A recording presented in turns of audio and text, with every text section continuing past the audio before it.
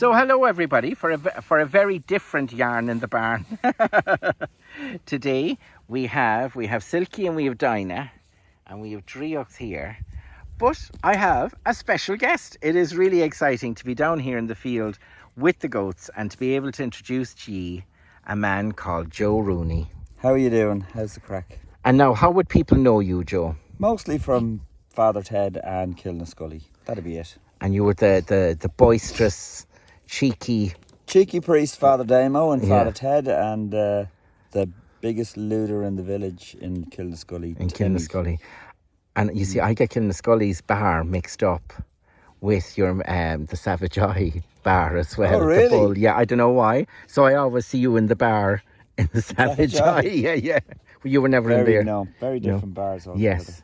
Yeah. But and you're a great stand-up comedian as Oh, well. thanks very much. Yeah, well, I do a bit of that. That'd be mostly what I do to get by. as they Yes, say. That's my bread and a songwriter as well. You've some great songs under your belt. I've written a few songs, yeah, funny ones, and back in the old days, serious ones as well. Yeah. Yeah. Harold is here now. He has to show off his collar, Joe. Yeah. He just This got is him. Howard Jones. Yes. Yeah. Throw off your mental chain. Because when he was born, that white was just striped coming out of him. Yeah. And this is So sick. that was the Howard Jones. Yeah. So that was the Howard Yeah. James and Lamal. You have Lamal, a lot of 80s. That's his twin brother. Lamal's twin brother. Yeah. Lamal, you see, Lamal Look fed at him off like the mother. Lamal. Yeah. But you can still see the fringy bit. Yeah. She, what is it? Never ending story. Yeah. Oh, Kajagoogoo. That's it. But shy, hush, hush, I do I. So Lamal will have to take his story somewhere else now because he's getting quite cheeky with his stepsisters. Oh, Jesus, he's eating me hair. Oh, Jesse. What are you at there? There's great putting up in Joe Rooney's hair now, Jesse. Got my hair bleached. It Yeah. must look like grass. Doesn't it? Hey. Yeah. So what are you up to? I know over lockdown you were doing a lot of things. We'll get you in the picture now, Joe, rather than out the goats. Gosh, the goats are lovely. But lockdown, I started off doing a few videos online, and then I ended up doing some American girl was looking to shoot some stuff out in Wicklow on iPhones. So a group of us went out there and shot a web series, Cool. like everyone's doing these days, and ended up shooting a few sketches then with her, and did a sketch podcast, 6 episodes of it, the last one being a musical. Wow. None of this, of course, is paid work. Yes. But, and then just last week, then we shot a few sketches with Pat Short with this government money they were handing out. Oh, there. very good. Yeah. Yeah. Cool. But during all that time, I decided I would go. I've never been to college, and I decided I'll go for it. So I applied for a few of them, and I'm going to be going definitely to DCU doing media studies this September. Excellent. Doing a 3-year degree course. Of course. And it's probably from all the filming and stuff. Or is it? Well, yes, that's Yeah. kind of where I would like to go. I'd like to direct and write and direct, and but this one is a lot of there's a lot of stuff like editing and using Illustrator and stuff that I wouldn't really know. So it's Yes. I'd know all the camera stuff maybe. And all Yeah, that crap. but even messing around, it's just good to have time. Yeah. And it'll also be time not to be you, not to be Joe Rooney, but to be somebody learning. Be a student. Yeah. Do you know, just An very old student. Here's Delilah. Hiya, Delilah. Delilah wasn't herself this morning, but she seems to be coming around again. She just didn't have that same spark. Yeah, boobs. That's how she arrived here, because nobody could milk her. No? Because they were all full of milk, and she was very testy about being Yeah. milked. But then her paps got all kind of scrope and torn Yeah. and bloody. So they brought her down anyway, and we milked her off, and I made this nice ointment for her. Yeah. And I figured out her hooves were sharp, Yeah. so they were cutting Ah. when she'd kind of like scratch or something like that. Right. So she's all good now, and Good stuff. her boobs are But I'd say yes. I'd say next year now will be her year for massive boobs. Really? Like, I know. I called her Delilah because there was so many Dolly and Yeah. Jordan and Yeah. so many roads you could go down. But I don't know. Delilah came into my brain, and So you're using the milk to make cheese, are you? a little bit. I make a bit of cheese for family and friends, and some others just family take it as well. But most of the milk is going back into the kids because you need a producer's number to sell milk, to market milk. So once I get that up and running, and I'm still just building up the herd, all these little girls here, you know. But that's the way it'll be. There'll be a bit of cheese and, you know, that is great. Are they good for if you had a bit of a wild lawn? Oh, Needed mowing? they are fantastic. Yeah. Look at, I mean, if you saw this place, and there's even other places now up above that you couldn't have walked before. They love briars. Oh, really? They just absolutely decimate briars. Wow.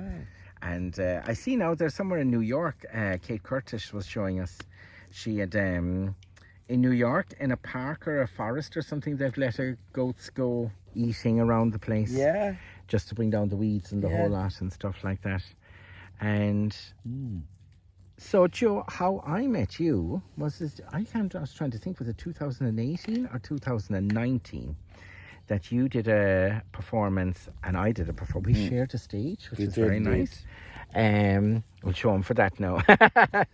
For our friend Holly Willett organised the first fortnight a night in Cahersiveen in the hotel. And I told a few stories.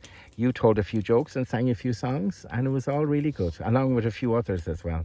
Yeah. Yeah. And I love your storytelling. Oh, thank you. Brilliant. Yeah. And I wanted to try and get you to go and do some American. Yes, and I was kind of on the cusp of that because I got in contact with some people, but then they've got to get back to me. So then they were telling me about this place that you go when you more or less audition to loads of people. Okay. And that kind of, I'd say, got mixed up with lockdown as well. Yeah. And sure, look, this happened to Shaw Harley, you know, so. But it would be great. I think once I get more established here and I can have people to look after the herd as well. Yeah. That I could go off then and, you know. Because I don't think it's fantastic and I've no interest in going anywhere else at the moment. But I probably will. I bet you anything. I'll probably come to a stage of like, I need to get out of here, you know. Well, it's a nice way to get to see the world is to be doing performing. And it's better than you know, just trekking around because you've got something to do. Well, that's it. And I'm no good. Sure, I was in America, in Connecticut for 3 months, and I was only up the road from New York, and people were like, do you want to go to New York? And I was like, Ed, I'm all right. I've nothing to do down there. You know? Yeah. And sure, Mary Beth, this friend, family friend who's fantastic, and she was like, Sean, what can I show you? And she, like, probably very proud of him being American and very proud of where she's from, and she wanted to show me something, you know. And I was like, Mary Beth, I'd love to see a raccoon. Yeah. And I can't say the response I got. And the only advice I got was, if you see a raccoon during the day, they have rabies, so stay away from them. I got to see a skunk, which was fantastic. Did you? Yeah, it was out in the garden. I was smoking then, so I went out for a cigarette. And there was this big black and white bushy thing moving around. Wow. You know what I'd love to see is the wild turkeys they have. Oh yeah, they're there as well. I never and saw around the them. back of my cousin's place now, they'd be just wandering around like crows, but big black turkeys with brown heads. They're wild. Yeah, and just hanging around, and there'd be big family of them around Thanksgiving. Funnily enough. Yeah. You know, but yeah, I'd love that. I'm actually. Yesterday I was in Dingle and I went for the first time rock climbing. Oh, cool. And with a couple of people that, there was a group, here's another thing that happened during lockdown. A group of us started jumping in the sea, as loads of people are doing. That's the big thing. But this group in Drogheda, then we went staying in a TP one weekend, and then we went surfing in Lahinch just a couple of days ago. and three of us then went and did rock climbing in Dingle, and we have said after doing it, we want to go to Yosemite Oh yeah, and climb something there Yosemite. Uh, Yeah. when on their 40th year and my 60th. Hello. This is Cher, by the way. Cher. If I live in life after love, Love. if I could turn back time. Camera now, Cher, please. I want to ask you for a few questions about Mm. goats. What are those things that dangle from their necks? They're just a kind of a genetic overlay. They just hang around. They're for nothing. But Yeah. some of them have them and some of them don't. And it's kind of, because in a way, this is going to sound strange now, but goats look a bit reptilian. Yeah. Do you know, in the eyes and the way the face is. So, Yes. and a the few eyes, yeah. reptiles have that, but turkeys have it as well. That little, they've yeah. gobbly down things. Yeah. So it just seems to be, but there's for no, it's called a toggle. They're called toggles. Yeah. And some of the pucks, you won't, there's none of them here have it yet, Yeah. but some of them have a big fringe, Yeah. and that's called a gruff, and that's where the billy goat's gruff Ah, comes from. right. It's, And does the beard have any significance? no, Schmig. it's just there again. Some of them have that stronger than others. Yeah. And sometimes, like Jessie has very little beard, Mm. whereas more the wild ones, the more domesticated ones, don't seem to have it. Mm. And sometimes males have it and females don't, because even the horns are always getting on people's curiosity, because they're always like they have this idea that the males have the horns and the females don't, but it's not necessarily so. It ain't necessarily so. Right. Because like Margot, she's the herd queen. It's not me, it's her. She's there somewhere, and she's got a fine pair of horns. She looks like a Right. male. And all these their daddy this year, Captain, he had no horns at all, naturally. Oh yeah. Yeah, so some of them out there. Silky, you saw Silky, she has no horns, Yeah. naturally, and Oh, Dinah right. does, and they're stepsisters. Ah, You know. okay. And the goat course is the goat like is got some kind of significance, as in people think of the devil and I think so. It's Alright. very hard. They think of the devil, but somehow I think it's related to poverty as well. yeah. That they could only afford a goat, they couldn't afford a cow. Oh yeah. There's something, because there is a kind of not so much now, but before, if you said I love goats, they'd be like, oh sure, God almighty, loving goats. It was like loving rats or something. Yeah, you know. Yeah. And there's nothing really like that in mythology. There's nothing really about goats. Well, Pan though. Pan, yeah, he'd be part goat, and Puck Fair then is a big one. But Yeah. there's no big kind of Mm. thing. Do you know what I mean? So to me, it's like almost like there's more hidden, whatever is out there about goats. But I think there's but especially in Irish things, they're not mentioned at all. No. They're No. Not mentioned. Ah. Yeah, it's hard to see anything, except for Puck Fair, of course, which is huge. Yeah. You know, but there's always a kind of even when I was saying to people, like, you were getting goats, oh my God, you couldn't keep them, they'd jump 6 feet in the air, 40 feet in the air, didn't it? And it's gas because my neighbour's cattle broke in here. And the goats are still around the place. Right. I remember my mother saying, they eat all the clothes off your clothesline. No, I've never seen that, but saying that, if you're standing around, they will nibble at your clothes. See, I've Yeah. noticed that, but now they've kind of got bored of that. Yeah, Just- I don't think they'd eat a whole garment. Yeah, right. Yeah. I don't think that. A pocket, maybe. A sleeve if pushed. They're lovely now. They are. They're just, I mean, I could sit here all day because they're just, and they got their own personalities. Yeah. This is Drolene, who was born Easter Monday, and she was like a thing that would fit into your hand. She was Yeah. just tiny and weak. I didn't think she'd make it. And, by golly, she's doing grand. Right. And do they just have one baby? Doveen had 3. She had the Ooh. triplets. And Ninja, the little black one over there, she had triplets. So Ninja's Maxie, Dick and Twink. Twink, yeah. Twink has gone to Newcastle West. Oh, really? And Maxie and Dick are gone over the road there. Say Twink would be delighted to have a goat named after Yeah. Let's tell her. I know if she has, there might be Maxie, Dick and Twink next year, but Twink is up in Newcastle West. And funnily enough, it was only afterwards I realised, because the couple that came down, they wanted another she as well. And I was like, and you see, Doveen had the triplets. And triplets are really hard when you've two paps. Oh, yeah. You know, so I gave them Sheila from Doveen. So Doveen literally has twins now. There's another Sheila and Scotcha. So, but yeah, they can have 3. I had 2 lovely goats here, but there was just too many to keep control of. So they're gone out to a beautiful place in Sneem, and they were quads. They were part of 4. Yeah. But normally they have 1. Normally they have 2. Sometimes 1, sometimes 3. But 2 is the usual number, because I'd say in the wild, 1 would probably not make it, and 1 would, you know. And you can always see it. Look, these are twins here now. All right. Ruby Wax and Pearl.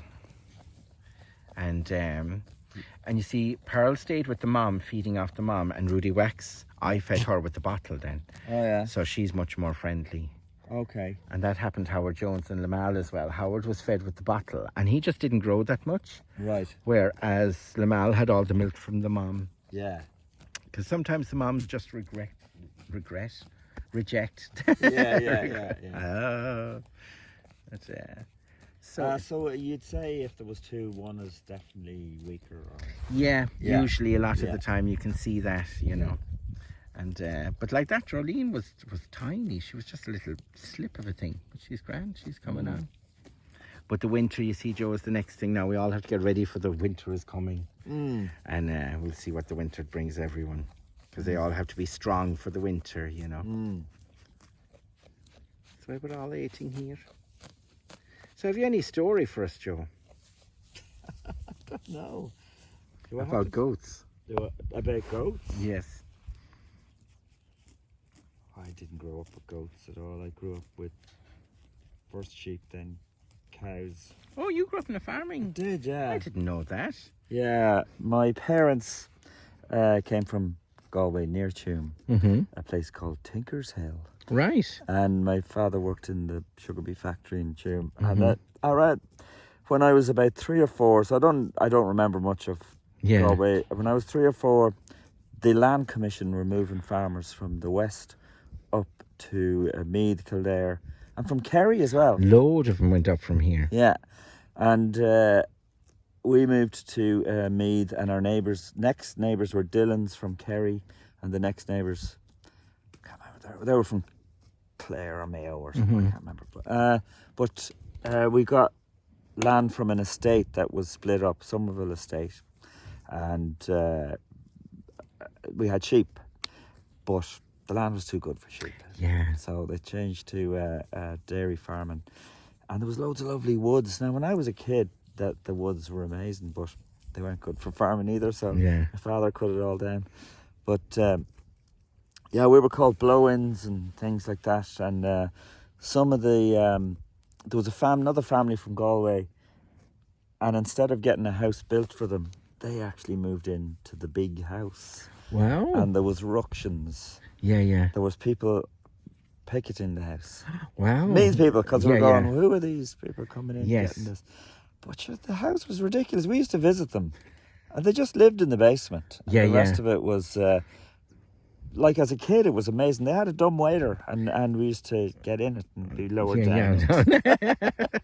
But it probably wasn't in great condition. No. Was it? Yeah, you see, that's the way a lot of the old houses went. And it kind of, in a way, it was kind of strange that they were envied, but they were probably dank and damp and more miserable than any Bahan could ever be. It's probably horrible. I think the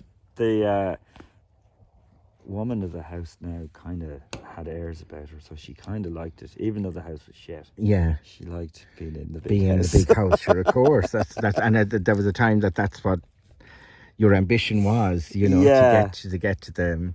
Oh, sure, I had this wonderful friend. She was 86 at the time, and I was probably 18. But and I can't say her name because I don't know, has she family down there or not. But in Kilkenny, and like that, she's such a wonderful life story. But again, like that, she worked for the big house. And the woman of the house had terrible airs and graces and everything like that.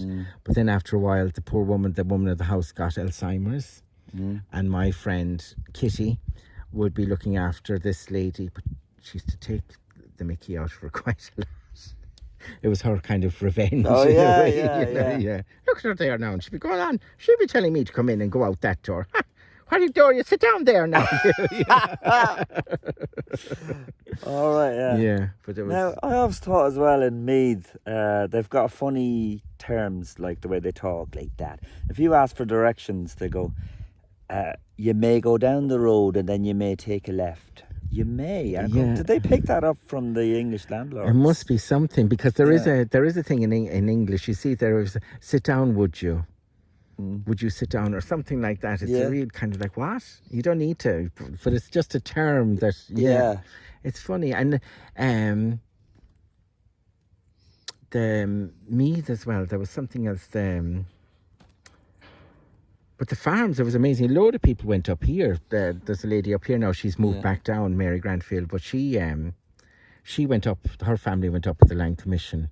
It was it was a great chance. It was a real gamble to take in a way. It was a big thing. My parents were in their 40s, you know. Yeah. So it was quite a big move, and a big wrench as well from the area. So anytime we went visiting families, there were always families from Galway. Yeah. In Meath. Yes. So that's it. And the Kerry crowd are the same. Yeah. Yeah. But I believe the Gaeltacht people who moved, there's a couple of Gaeltachts in Meath. Yeah, via sound, like Dane of Drama Papiat, San Laurlun in the library there. It was lovely. It was how would you say, an oasis of Irish in County Meath. It's a village I think they had a hard time. Yes. Yeah, you know, agus just to keep the Irish. I didn't know that now, Joe, that you're a family. So you'd probably milk a goat, no bother. What about, I know I definitely hand milked a cow once. Oh, very good. There we go. Jesus, we had the milking machine, I'd say most, you know. See, people are talking. There's a lot of talk about milking machines. The only thing I found, we had a milking machine as well. No, we had a piece of a milking machine that my dad then put the handlebars of a bike on and the wheels of a pram, so he could move it around. Are you serious? Yeah. And plug it in. And so you'd milk one cow or maybe two cows, because it was a kind of a thing that was statutory in the mow sheds.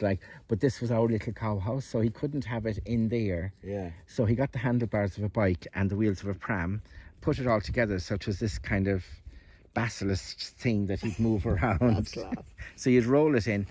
But for me, the big thing about a milking machine is all the cleaning. Everything has to be cleaned, and if you miss one part, there's loads of gunk. Yeah.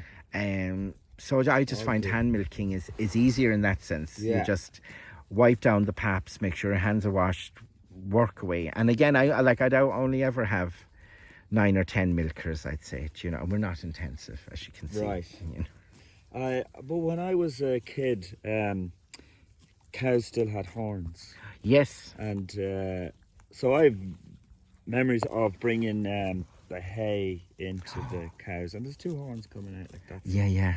It's weird, and they tails. They don't really have tails now. Do they not have tails now? Well, they don't. They cut all the hair off. They shave the tail, so it's just like a little. Whereas before, and I don't know you, but Dad sometimes would wash the cows' tails. Oh yeah. And brush them, so they were just like big. I don't know if we did that. Yeah. But I remember when they had to cut them off. And a fella came to saw the cows, the horns off. Oh yeah. Then tie them.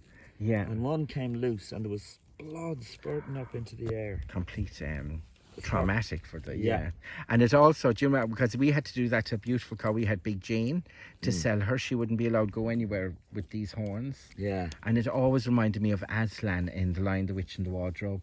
Yeah. You know, when the witch shaved him and All right, yeah. belittled him. She just lost all her dignity, you Yeah. know. I know, because people are saying, as well, people, I'm like my Auntie Biddy now, God rest her soul, she was saying, they were saying downtown, but who they were is always unknown. But they were saying, like, you should really cut the goat's horns because the damage they can do to each other. Oh, yeah? But, like, we all know each other here. Yeah. Now, they do have scuffles and there's loads of bit of headbutting going on, but there's no real... and, like, really, I have enough goats now that they'll be growing up themselves. They'll be breeding next year. I can't really see any new goats coming in. Yeah. So they all know each other, so they have the pecking order, but Yeah. I don't think they're going to be killing each other, but Right. I think it's a fad. And as well, I remember when I was 12 or 13, I got this book out at the library, How to Keep Goats. Yeah. And it said about a group in England who wanted to create a breed without goats. So they kept clipping the horns off and breeding them and clipping the horns off and breeding them and clipping. And they ended up with a lot of sterile and hermaphroditical Oh, really? goats because there was something, they just weren't getting to grow the horns and something was going wrong. Right. Right. Now, Joe Rooney, Yeah. this is our yarn from the barn. Yeah.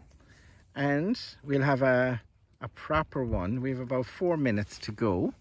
We might have a proper one, and we might have we might do little segments, Joe, in a minute now, for during the week, teasers. Oh, yeah, teasers. Yeah. Tease them there now, Joe.